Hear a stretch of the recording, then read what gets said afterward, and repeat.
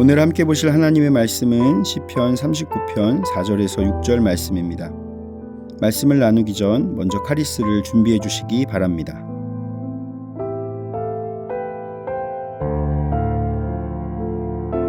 여호와여, 나의 종말과 연한이 언제까지인지 알게 하사 내가 나의 연약함을 알게 하소서. 주께서 나의 날을 한 뼘 길이만큼 되게 하심에 나의 인생이 주 앞에는 없는 것 같사오니 사람은 그가 든든히 서 있는 때에도 진실로 모두가 허사뿐이니이다. 셀라. 진실로 각 사람은 그림자같이 다니고 헛된 일로 소란하며 재물을 쌓으나 누가 거둘지는 알지 못하나이다. 아멘. 회복하다라는 말은 원래의 좋은 상태로 되돌리거나 되찾다라는 말입니다. 우리는 죄로 인해 죽을 수밖에 없는 소망이 없는 존재였습니다. 그러나 예수님의 보혈의 공로로 말미암아 구원을 받고 다시 하나님의 은혜를 누릴 수 있는 존재가 되었습니다. 이것이 바로 회복된 우리들의 정체성이라고 할 수 있습니다.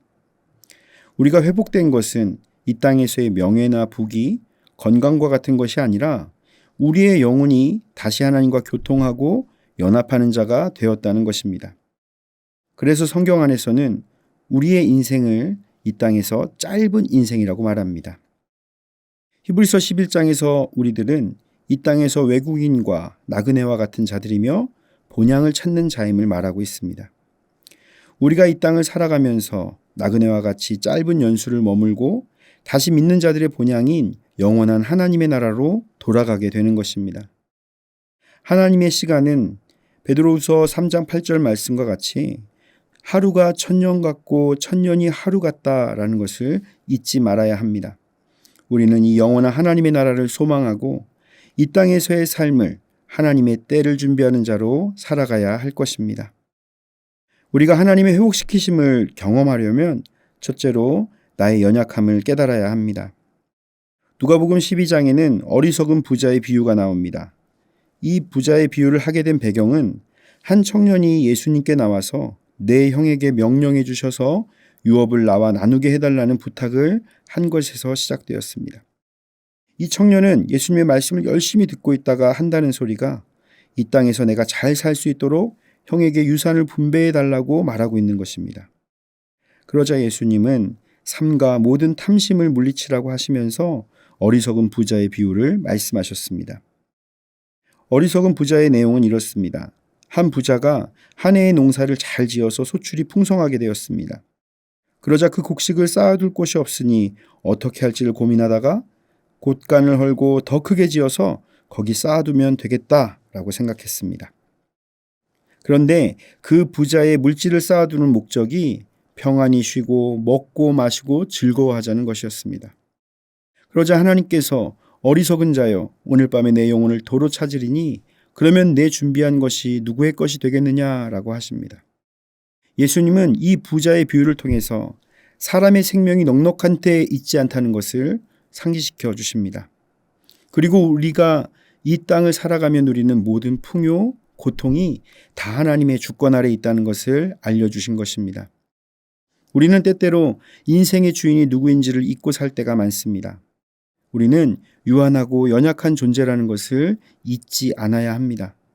우리에게 주어진 모든 것들이 하나님께로부터 온 것임을 기억해야 합니다. 행복한 일도 고난의 일도 모두 하나님의 주권 아래에 이루어지는 일인 것입니다. 우리는 우리의 힘으로 감당하지 못할 일들을 겪으면서 하나님의 주권을 다시 깨닫게 되고 나의 연약함을 깨달아야만 합니다. 인생의 허무함을 깨닫게 될 때 우리는 다시 하나님을 주인으로 모시는 삶으로 회복될 수가 있는 것입니다. 그러므로 내 삶은 나의 것이 아니라 하나님께 받은 것임을 고백하며 하나님의 뜻을 따라 살아가야 합니다. 이렇게 나의 연약함을 깨닫게 될 때 우리는 성령님과 연합하는 자가 됩니다. 나의 연약함을 인정하십시오. 그리고 성령님을 인정하고 환영하고 모셔드리십시오. 주님과 연합하여 나아갈 때 세상의 풍파 속에서도 평안을 누리며 살아가게 될 것입니다. 둘째, 가치 있는 것을 선택하십시오. 다윗은 인생에 일어나는 일들에 대해서 허사뿐이니이다. 누가 거둘지는 알지 못하나이다 라고 말합니다. 이 땅에서 얻게 되는 것들은 결국 허사이며 누구의 것인지도 모를 재물이 되고 만다라는 것입니다. 우리가 예수님을 믿고 난 후에 죄인에서 의인으로, 죽음에서 생명으로 옮겨진 자가 되었습니다. 이제 우리가 가야 할 길은 세상이 추구하는 넓고 큰 길이 아닙니다. 좁고 협착하고 찾는 자가 적은 길인 것입니다. 서아프리카에 크리스천들이 살고 있는 한 작은 마을 사람들에게는 기도하는 밀실이 없었습니다. 그래서 그 마을 크리스천들은 오두막 뒤에 숲속으로 들어가서 하나님께 기도하고는 했습니다. 그래서 모든 오두막 뒤에는 숲속으로 들어가는 길이 생기게 되었다고 합니다. 기도하러 들어가고 나가는 발걸음으로 인해 생긴 거룩한 발자취라고 할 수 있습니다. 그런데 열대 지방에서는 식물이 빨리 자라므로 이 길을 조금만 사용하지 않으면 잡초가 곧 무성해지는 것입니다.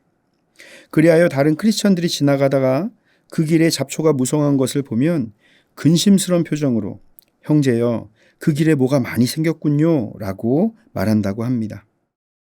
우리는 우리가 어디에 가치를 두느냐에 따라서 어떤 길을 갈지를 결정하게 됩니다. 우리가 처음 예수님을 믿고 구원의 감격 속에서 하나님께 가치를 두고 선택하는 삶을 살았습니다. 그런데 우리가 그 길을 걷기 위해서 기도하며 하나님 앞으로 나아가는 시간이 시들해지면 그 길에도 잡초가 자라고 말 것입니다. 우리가 걸어가야 할 길은 좁고 협착하고 사람들이 잘 다니지 않는 좁은 길입니다.